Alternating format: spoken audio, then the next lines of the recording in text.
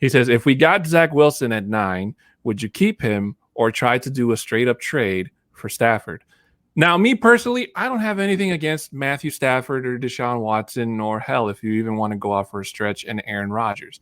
But unfortunately, I stuck to my guns saying that I still think Drew Lock can be the guy.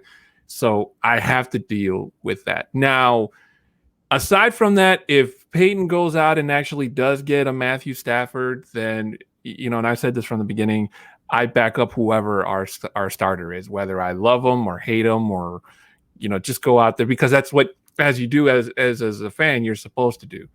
You want your team to succeed. You don't want your team to, quote unquote, tank or whatever. You want everybody on your team to succeed. And, obviously that starts at the quarterback position.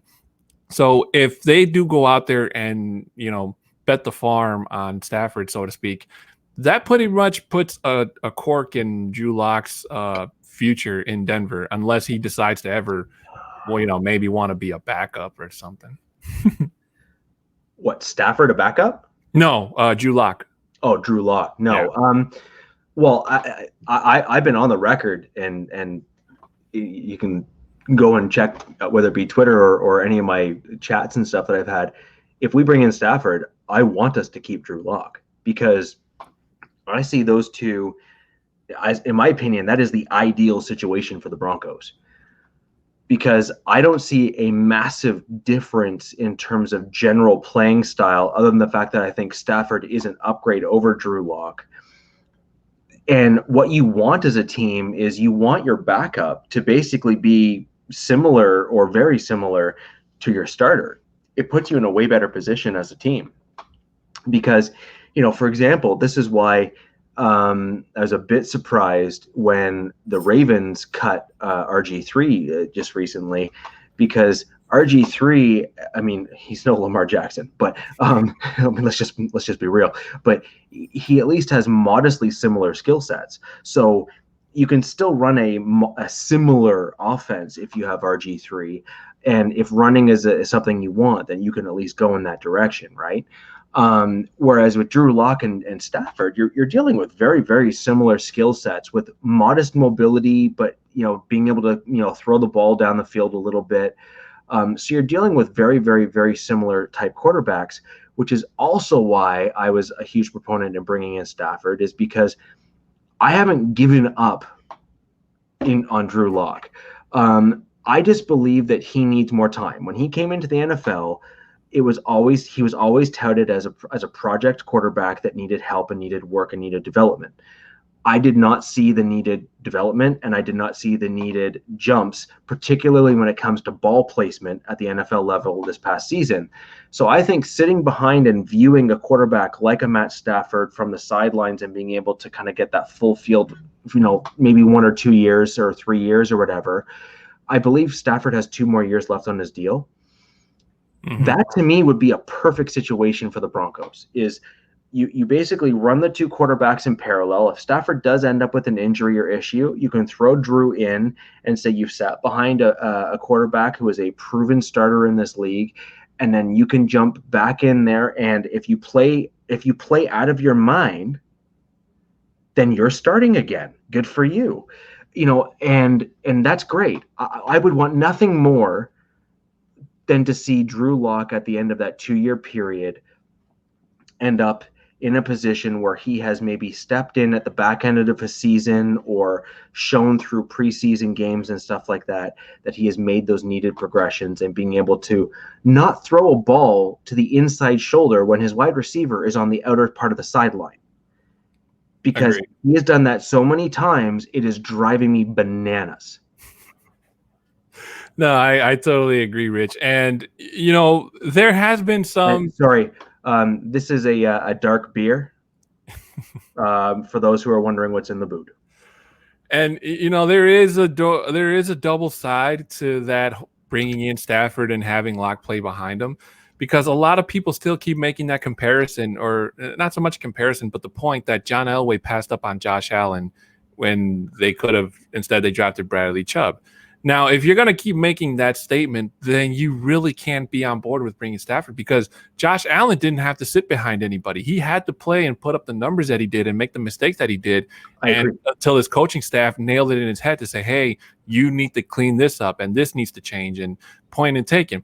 And look where the Bills were this season. They were in the AFC Championship game and just so close to going to the Super Bowl. So on the other hand, you bring in Stafford and, Locke plays behind Stafford. Yeah, that lights a fire underneath Locke's seat to say, hey, this, you need to shape up or the Broncos are going to ship you out.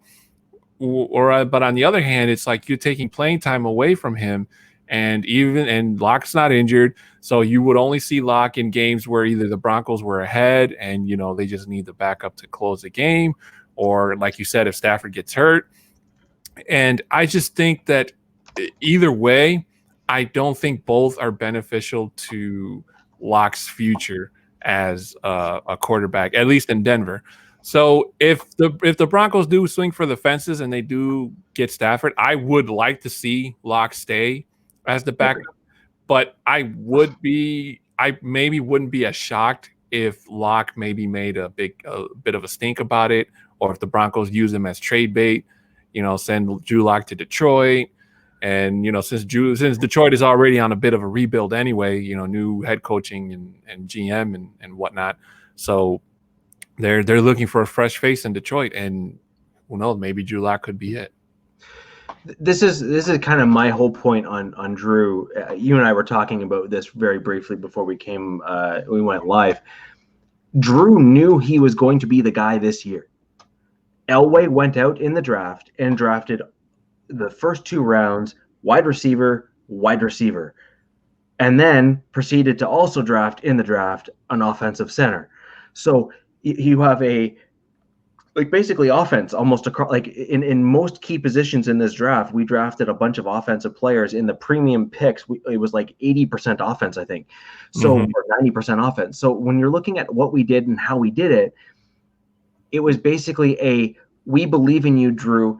Here is the young weapons that you're probably familiar with because they're all within that same age demographic. You played against them or with them.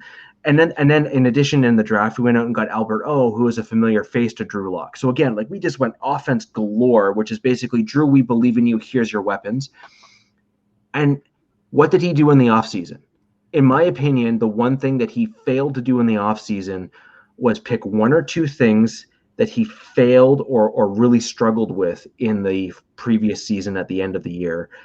And he came in and he looked like he had regressed, not progressed. And, I mentioned earlier, just a couple minutes ago about throwing the ball in the right place for the wide receiver. Other things were, this, again, I know I've heard Glenn speak on Mile High Roundtable about Locke hucking it off of his back foot. Well, guess who else does that? Cam Newton. What's Cam Newton known for? Throwing interceptions. What drives all the fans crazy about Cam Newton? The interceptions. What did Locke do all of this season? He threw a whole whack of interceptions in the early portion of the season because he continuously hucked the ball off his back foot. These are all things that are not on the offensive coordinator, as much as many Broncos fans and others out in the media would love to try and harp on. These are things that are on Drew to fix himself. It's also why I've been critical of our QB coach, because that's also on the QB coach to try and coach out of Locke. So, either Shula is not doing his job, or he is doing his job and Drew is just not letting it sink in. So I think that's why I'm looking at Stafford, because I see him as a direct upgrade over Drew Lock. I've seen Stafford do some of the things that I haven't seen Lock be able to do. And in my opinion, I think Lock has had the time and the knowledge to know that he should have fixed or worked on some of those things, and he clearly never did.